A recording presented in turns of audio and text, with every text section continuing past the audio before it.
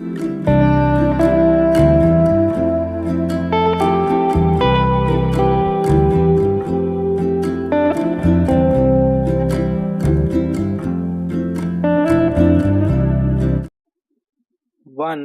2 3 start.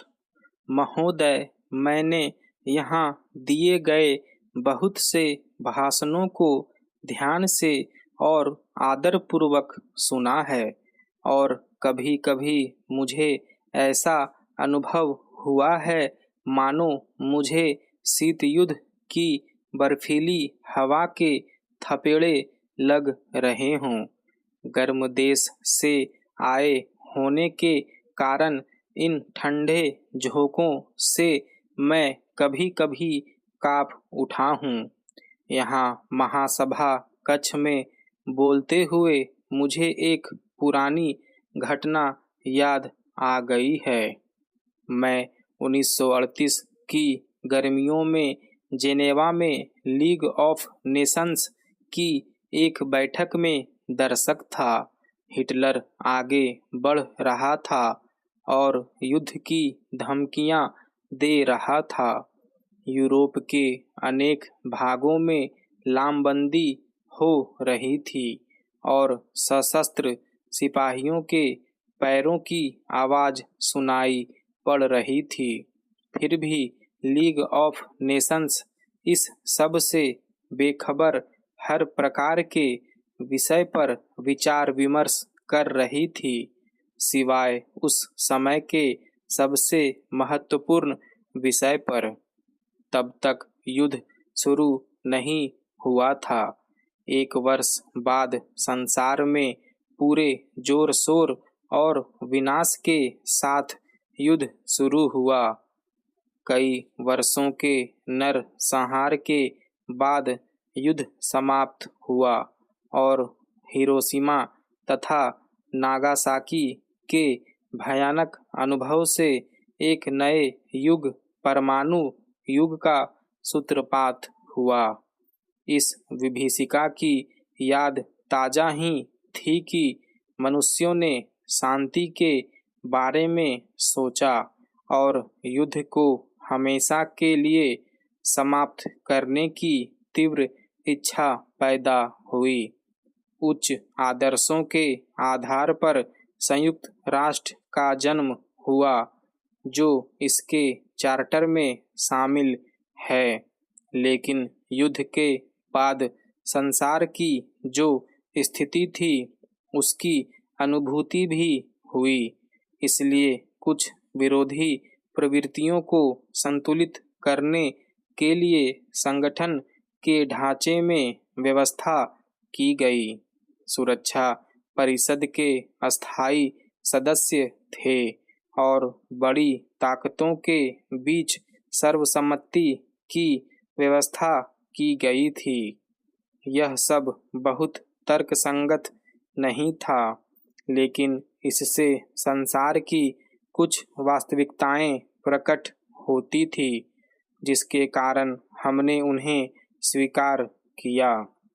उस समय Asia और अफ्रीका के बड़े भागों को संयुक्त राष्ट्र में प्रतिनिधित्व नहीं मिला हुआ था और वे औपनिवेशिक शासन के अधीन थे। तब से दुनिया में उपनिवेश तेजी से कम होते रहे हैं और हम यहाँ अफ्रीका के कई देशों का स्वागत करते हैं। संयुक्त राष्ट्र प्रतिनिधियों की संख्या क्रमशः बढ़ी है, लेकिन हमें याद रखना चाहिए कि अब भी यह पूरी तरह प्रतिनिधि संस्था नहीं बनी है। अभी भी संसार के कुछ भागों में उपनिवेशवाद की जड़ें मजबूती से जमी हुई है। महोदय, इन पिछले 15 वर्षों के दौरान संयुक्त राष्ट्र संघ की संरचना और कुछ कार्यकलापों के कारण प्रायः इसकी आलोचना की गई है। इन आलोचनाओं का कुछ औचित्य भी है, लेकिन मोटे तौर पर देखने से मैं सोचता हूँ कि हम निश्चित रूप से कह सकते हैं संयुक्त राष्ट्र ने अपने अस्तित्व को पर्याप्त रूप से उचित सिद्ध किया है और बार बार संकटों को युद्ध में बदलने से रोका है। इसके महान भूमिका निभाई है और अब संयुक्त राष्ट्र के बिना इस संकटग्रस्त विश्व के बारे में सोचना थोड़ा कठिन है। यदि संयुक्त राष्ट्र में कुछ कमियां थी तो वे विश्व की परिस्थितियों में थी जिन्हें इसने उजागर किया। यदि आज संयुक्त राष्ट्र न होता तो हमारी पहल उस जैसी कोई संस्था बनाना होता। इसलिए मैं कुल मिलाकर संयुक्त राष्ट्र की प्रशंसा करना चाहूँगा, भले ही समय समय पर इसके किसी काम की मैंने आलोचना की हो। जब संयुक्त राष्ट्र शुरू हुआ तो इसकी संरचना यूरोप और अमेरिका के पक्ष में थी। हमें वह एशिया और अफ्रीका के देशों के लिए उचित नहीं लगी, लेकिन हमने परिस्थिति की कठिनाइयों को समझा और किसी प्रकार के परिवर्तन के लिए जोर नहीं डाला। संयुक्त राष्ट्र के विकास से और अनेक देशों के इसमें शामिल होने से आज इसकी संरचना और भी असंतुलित हो गई है।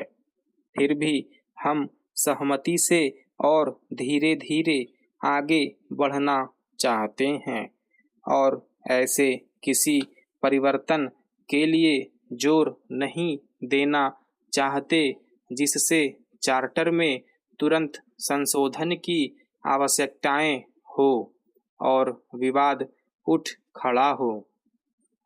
दुर्भाग्य से हम ऐसे खंडित संसार में रह रहे हैं जो लगातार संयुक्त राष्ट्र की मूल मान्यताओं के विरुद्ध पनप रहा है।